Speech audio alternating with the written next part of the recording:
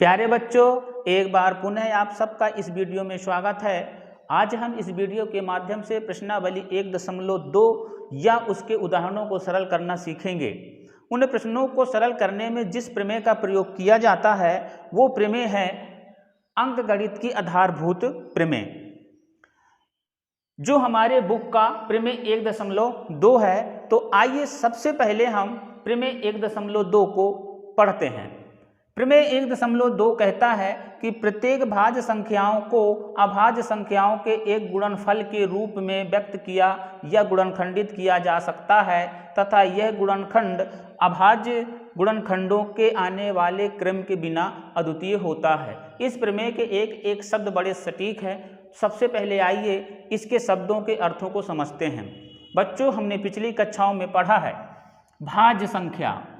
भाज्य संख्या ऐसी संख्या जो स्वयं और एक के अलावा दूसरी संख्या से भी विभाजित होती है या जिनका कम से कम 3 अभाज्य गुणनखंड हो, वो भाज्य संख्याएं कहलाती हैं। जैसे 4, 6, 8, 9। यहाँ पे आप समझिए, जैसे 6 को मैं अभाज्य गुणनखंड करूँगा तो 2 तिहाई 6 और 3 एक कम 3, अर्थात 6 को लिख सकता हूँ 2 गुणे 3 गुणे 1। अर्थात 6 के अभाज्य गुणनखंड में कम से कम 3 अभाज्य संख्या आई हैं या 3 अभाज्य गुणनखंड हैं।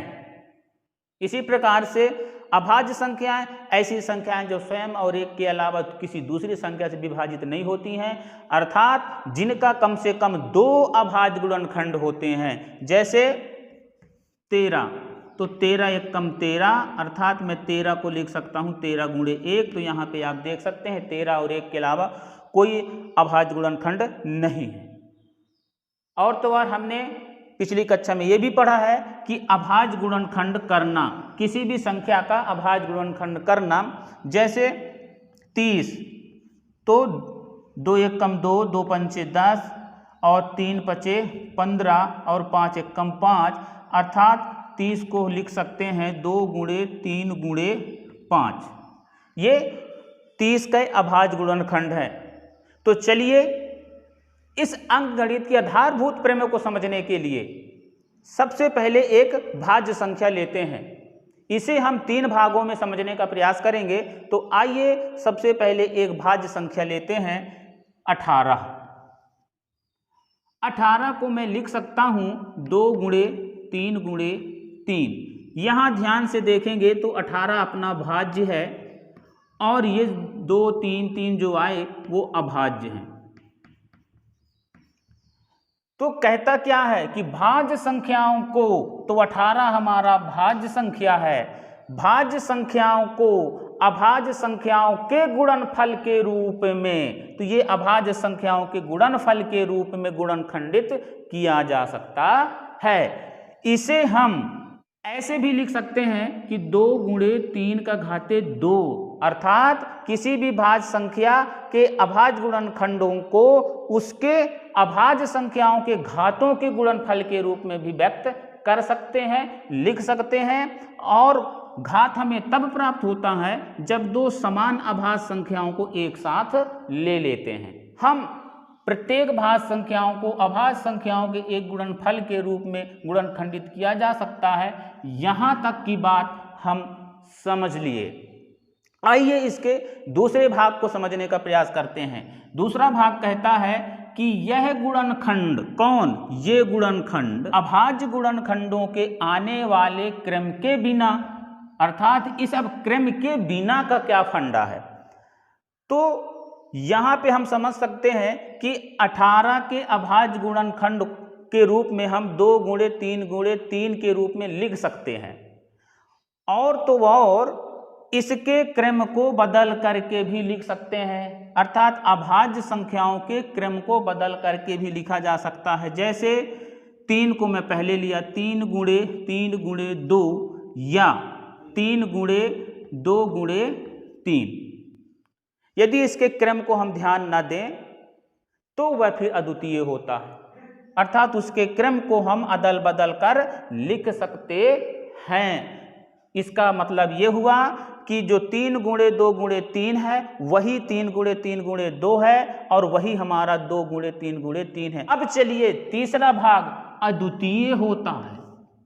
तो इसे समझने के लिए मैं दोबारा लिखता हूं कि 18 को अभाज्य गुणनखंड के रूप में हम लिख सकते हैं। कैसे? 2 गुणे 3 गुणे 3, अर्थात 18 को अभाज्य गुणनखंड के रूप में केवल और केवल 2 गुणे 3 गुणे 3 के रूप में ही लिखा जा सकता है। या इसे यूं समझें कि 18 के अभाज्य गुणनखंड में अभाज्य संख्या 2 और 3 के अलावा और ऐसी कोई दूसरी संख्या नहीं होगी जो इसमें आए। जैसे 2 गुणे 3 गुणे 5 18, तो 18 के अभाज्य गुणनखंड में 2 गुणे 3 गुणे 5 नहीं आ सकता। आएगा तो 2 गुणे 3, केवल यही 2 अभाज्य संख्याएं आएंगी। इसीलिए कहा गया है कि प्रत्येक भाज्य संख्याओं के अभाज्य संख्याओं का गुणनफल जो होता है उसके क्रम के बिना अद्वितीय होता है, उसके जैसा फिर अब कोई दूसरा नहीं होगा। इसीलिए भाज्य संख्याओं के अभाज्य गुणनखंडों के इसी अद्वितीय गुण को ही हम अंकगणित की आधारभूत प्रमेय कहते हैं, जिसे अभाज्य गुणनखंड विधि भी कहते हैं। अभाज्य गुणनखंड विधि भी कहते हैं, जिसके माध्यम से हम एचसीएफ और एलसीएम ज्ञात करते हैं। प्यारे बच्चों, मुझे उम्मीद है कि अब आपको अंकगणित के आधारभूत प्रमेय समझ में आया होगा। चलिए अंकगणित के आधारभूत प्रमेय के माध्यम से प्रश्नावली 1.2 के उदाहरण नंबर 6, 7 और 8 का अध्ययन करते हैं। ये तीनों जो प्रश्न हैं वो अंकगणित की आधारभूत प्रमेय अर्थात अभाज्य गुणनखंड विधि के द्वारा हमें एचसीएफ और एलसीएम ज्ञात करने के लिए कहा गया है। यहाँ पे मैंने तीनों प्रश्नों को एक साथ इसलिए लिखा है क्योंकि इन तीनों प्रश्नों को हम तुलनात्मक रूप से अध्ययन करेंगे जो एक दूसरे से बहुत सटीक संबंध रखते हैं। तो चलिए सबसे पहले हम उदाहरण नंबर 6 देखते हैं। उदाहरण नंबर 6 कहता है कि संख्याओं 6 और 20 के अभाज्य गुणनखंड विधि से एचसीएफ और एलसीएम ज्ञात कीजिए। तो बच्चों यहाँ पे हम 6 को अभाज्य गुणनखंड के रूप में लिख सकते हैं। 6 का अभाज्य गुणनखंड होगा 2 गुणे 3, 2 का घाते 1 और 3 का घाते 1। इसी तरीके से 20 का अभाज्य गुणनखंड करेंगे तो हमें मिलेगा कि 2 गुणे 2 गुणे 5, और इसे भी हम अगर घात के रूप में लिखेंगे तो 2 का घाते 2 गुणे 5 का घाते 1। हमें यहाँ पे कहा है कि एचसीएफ अर्थात हाईएस्ट कॉमन फैक्टर या मासा ज्ञात कीजिए। तो चलिए एचसीएफ क्या होगा? एचसीएफ 6 और 20 का एचसीएफ जो सभी में होता है और सबसे छोटी घात में होता है। जैसे यहाँ पे दोनों में 2 है तो हम ले लेंगे 2, और सबसे छोटी घात में कौन है? 2 का घात 1। लेकिन यहाँ 3 है तो इसमें 3 नहीं, इसमें 5 है तो इसमें 5 नहीं, मतलब ये उभयनिष्ठ नहीं है। इसको सरल करेंगे तो हमें मिलेगा केवल और केवल 2। इसी तरीके से एलसीएम ज्ञात करिए 6 और 20 का। एलसीएम होता क्या है? प्रत्येक अभाज्य गुणनखंड में सभी को लेते हैं लेकिन जो सबसे बड़ी घात में होता है। जैसे सब को लें, 2 को भी लेना है हमें, 3 को भी लेना है हमें, और 2 को फिर आया तो 2 हमने एक बार ले लिया तो इसे नहीं लेंगे, और आ गया ये 5। लेकिन सबसे बड़ी घात, तो 2 का सबसे बड़ी घात क्या है? 2 ही है। 3 का सबसे बड़ी घात 3 1 ही है, और 5 का सबसे बड़ी घात 1 ही है। इसको जब गुणा करेंगे तो हमें मिलेगा 2 दूना 4 और 4 तियां 12 और 12 पंचे 60। ये हमारा आ गया क्या? एलसीएम। यदि एग्जाम में आता है तो आपको इतना ही लिखना है, और ये दोनों हमारा आंसर होगा।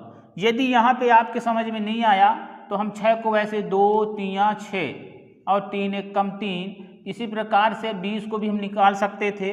2 1 कम 2, फिर यहाँ 2 पंचे 10 और 5 1 कम 5, इस रूप में हमने लिखा है। तो चलिए अब एक काम और करते हैं, जो हमें संख्याएं दी गई थी उसका गुणा और जो हमने एचसीएफ और एलसीएम निकाला है उसका गुणा करते हैं। तो हमें क्या प्राप्त होता है, दी गई संख्याएं कौन कौन सी हैं, 6 और 20, और हमने जो एचसीएफ निकाला है वो 2 और 60। चलिए इन दोनों का गुणा करेंगे तो हमें क्या मिलेगा, 120, और यहाँ भी दोनों का गुणा करेंगे तो 120। अर्थात जो जो परिणाम हमें मिला वो क्या है, दोनों आपस में बराबर हैं। अर्थात ऐसे कहा जा सकता है इसे कि किन्हीं दो संख्याओं का जो गुणनफल होता है उनके एचसीएफ और एलसीएम के गुणनफल के बराबर होता है। अर्थात दो संख्याओं का गुणनफल, दो संख्याओं का गुणनफल बराबर होता है HCF गुणे LCM। या इसे ऐसे भी मान सकते हैं कि यदि मैं इसे A मान लूं और इसे B मान लूं तो A गुणा B जो होगा वो HCF AB गुणे LCM AB, ये हम एक फार्मूले के रूप में प्राप्त हो गया।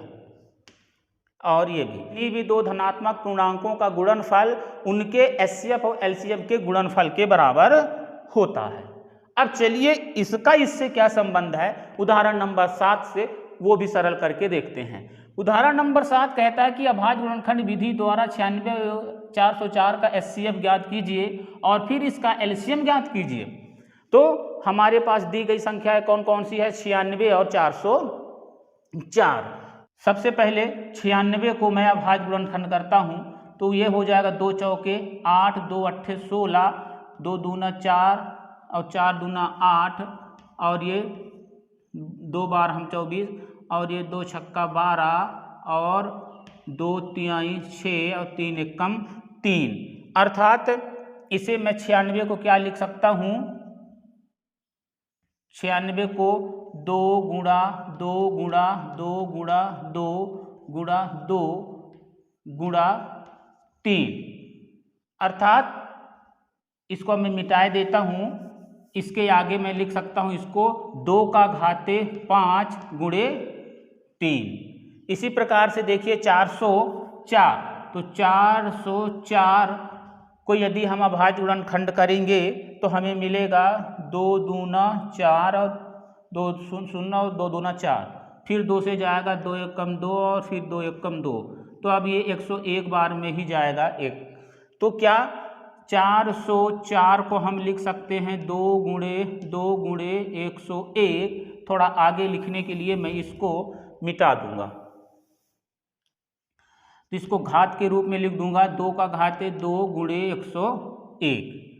अब हमें पहले क्या कहा, एचसीएफ ज्ञात करो फिर इसका एलसीएम ज्ञात करना है, तो चलो एचसीएफ ज्ञात करते हैं। तो एचसीएफ किसका, 96 और 404 का। एचसीएफ में जो सभी में हो और सबसे छोटी घात में हो। तो देखिए 2 इसमें भी है और 2 इसमें भी है, तो 2 हमने ले लिया। 3 इसमें नहीं तो नहीं लेंगे। 101 इसमें तो इसमें नहीं तो 101 को भी नहीं लेंगे। तो अब 2 दोनों में है और सबसे छोटी घात में कौन है, 2 का घाते 2, और 2 का घाते 5 तो बड़ी है इसलिए उसको नहीं लेंगे। 2 का घाते 2, इसको गुणा कर देंगे तो हमें मिलेगा 4। अब यहां पर एलसीएम हम उदाहरण नंबर 6 की तरह ही ज्ञात कर सकते हैं, लेकिन इस फार्मूले का उपयोग करके हम एलसीएम ज्ञात करेंगे। तो चलिए, हमें तो पता है कि दो संख्याओं का गुणनफल बराबर HCF गुणे LCM। यहाँ पे देखोगे अब दो संख्याओं का गुणनफल, तो ये 96 और 404, दो संख्याएं यही दी है ना, तो ये 96 गुणे 404 बराबर HCF हमने क्या निकाल लिया 4, और LCM हमें अभी निकालना है। तो क्या कर सकते हैं हम, LCM बराबर 96 गुणे 404 बटा ये 4, इसको काट देंगे, 1 चौके 4, दूना 8 और 4 चौको 16, 24, 24 चौके 96, तो हमें LCM मिल जाएगा 24 गुणे 404। जब इसका आप गुणा करेंगे तो यहाँ से LCM मिलेगा किसका, 96 और 404 का 96। तो देखिए एक आंसर तो हमारा HCF का ये हुआ और दूसरा आंसर ये हो गया LCM का। उदाहरण नंबर 8 में क्या संबंध है इसका वो भी समझ लेते हैं। संख्या 6 और 72 और 120 का अभाज्य गुणनखंड विधि से HCF और LCM ज्ञात कीजिए। तो पुनः हम वही काम करेंगे, 6 का अभाज्य गुणनखंड करेंगे। मैं यहाँ पे एक बार सबको समझा देता हूँ, 2 तिहाई 6 और 3 एकम 3, 2 गुणा 3 3, अर्थात इसको घात के रूप में लिख सकता हूँ 2 का घाते 1 गुणे 3 का घाते 1। इसी प्रकार से 72, अब इस 72 को मैं क्या लिख सकता हूँ, देखिए 2 तिहाई 6 और ये 12, 2 एकम 2, 2 अट्ठे 16, 2 नम 18 और ये 3 त्रिकाई 9 और 3 एकम 3, अर्थात 72 को मैं लिख सकता हूँ 2 गुणे 2 गुणे 2 गुणे 3 गुणे 3, अर्थात 2 का घाते 3 गुणे 3 का घाते 2। इसी प्रकार से मैं 120 को भी क्या लिख सकता हूँ, 120 2 छक्का 12 और 2 तिहाई 6 और 1 2 एकम 2 और 2 पंचे 10, अब ये जाएगा 3 पचे 15 और 5 एकम 5। तो यहाँ पे मैं लिख सकता हूँ 120 को 2 गुणे 2 गुणे 2 गुणे 3 गुणे 5, अर्थात 2 का घाते 2 गुणे 3 गुणे 5, इसे मैं मिटा दूंगा। ये लीजिए, अब HCF और LCM ज्ञात करना है। तो आइए HCF 6, 72 और 120 का, जिस तरीके से हम दो संख्याओं का HCF और LCM निकाले हैं उसी तरीके से हम इन 3 संख्याओं का भी HCF और LCM निकालेंगे। तो HCF क्या होगा, जो सभी में हो और सबसे छोटी घात में हो। तो देखिए यहाँ 2 है, यहाँ 2 है और यहाँ भी 2 है, तो 2 तो तीनों में है, 3 3 3, तो 3 भी तीनों में है, लेकिन यहाँ इसमें 5 है तो यहाँ 5 नहीं, यहाँ 5 तो उसको नहीं लेंगे। अब अपना काम आता है कि सबसे छोटी घात में, तो 2 सबसे छोटी घात में, 2 का घात 1, 2 का घात 3, 2 का घात 2, लेकिन छोटी कौन है, 2 का घाते 1। इसी प्रकार से 3, तो 3 में सबसे छोटी घात 3 का घाते 1, ये 3 का घात 2 तो बड़ी है। अब इसको सरल करेंगे तो हमको मिलेगा 6। अब पहले ही की तरह उदाहरण नंबर 6 की तरह ही LCM इसमें भी निकाल देते हैं। LCM 6, 72 और 120। LCM में क्या करते हैं, सब को लेते हैं और सबसे बड़ी घात में लेते हैं। बहुत साधारण शब्दों में समझा रहा हूं मैं। तो सब ले लीजिए आप, पहले 2 3 फिर 2 फिर 3, तो हमने 2 3 तो एक बार लिख लिया तो नहीं लिखेंगे, फिर 2 फिर 3 हमने लिख लिया है तो दोबारा नहीं लिखेंगे। 5, ये 5। अब इसका सबसे बड़ी घात ले लें, तो 2 का सबसे बड़ी घात 2 का घाते 3 है और 3 का सबसे बड़ी घात 3 का घाते 2 है और 5 का सबसे बड़ी घात 1 में ही है, तो ये 1 1 है, तो ये 1 में ही है। अब इसको आप गुणा करेंगे तो कितना मिलेगा, 2 2 दूना 4 दूना 8 8 8 पंचे 40 और 3 त्रिकाई 9 और 9 चौको 36, तो ये हमको मिलेगा 360। ये हमारा आंसर आ गया। अब चलिए दो संख्याओं की ही तरह इन तीन संख्याओं को आपस में गुणा करें, क्या उनका गुणा उनके एचसीएफ और एलसीएम के गुणनफल के बराबर है? इसे जांच करते हैं। तो परीक्षा में आपको यदि आता है तो आपको यहीं तक लिखना है, और यदि जांच करने के लिए पूछता है तो वो भी मैं आपको समझा देता हूं। सबसे पहले 6, 72 और 120 का गुणा करें। इन दोनों का जब गुणा करेंगे तो 12 छंग 72 और इसका गुणा लगभग 51,840, और इसी तरीके से 6 और 360 का आप गुणा करें। मैं इधर लिखूंगा 6 और 360 करें, इसका कितना आ जाएगा? ये 6 शून्यम शून्य, 36, 18, 19, 20, 21। यहाँ पे आप देखिए कि इसका गुणा इतना और इसका गुणनफल इतना। अब ये दोनों बराबर हैं? बराबर नहीं है। मतलब इससे क्या स्पष्ट होता है कि किन्हीं भी तीन संख्याओं का जो गुणनफल होता है, ऐसे मैं लिख सकता हूं 3 संख्याओं का गुणनफल बराबर नहीं होता है एचसीएफ गुणे एलसीएम के। समझ में आ रहा होगा? यानी कि साफ स्पष्ट होता है कि जब कोई दो संख्या हो उसको यदि हम गुणा करें और उनका एलसीएम और एचसीएफ का गुणा करें तो दोनों आपस में बराबर होता है, जबकि तीन संख्याओं को आपस में गुणा करें और उनके एलसीएम और एचसीएफ का गुणा करें तो बराबर नहीं आता। ये नियम केवल लागू होता है दो धनात्मक पूर्णांकों के लिए, अर्थात दो या दो से ज्यादा धनात्मक पूर्णांकों के लिए फिर ये लागू नहीं होता है। तो प्यारे बच्चों, यही संबंध को मैं समझाना चाह रहा था कि ये फार्मूला, इस फार्मूले का यूज इसमें, और जो दो में लागू होता है क्या वो तीन संख्याओं में लागू होगा या नहीं। उम्मीद करता हूं बच्चों आप सबको उदाहरण नंबर 6 और 7 और 8 बहुत अच्छे तरीके से समझ में आया होगा। हम अगले वीडियो में प्रश्नावली 1.2 के कुछ प्रश्नों को सरल करना सीखेंगे। तब तक के लिए आप सबको मेरा प्यार भरा नमस्कार।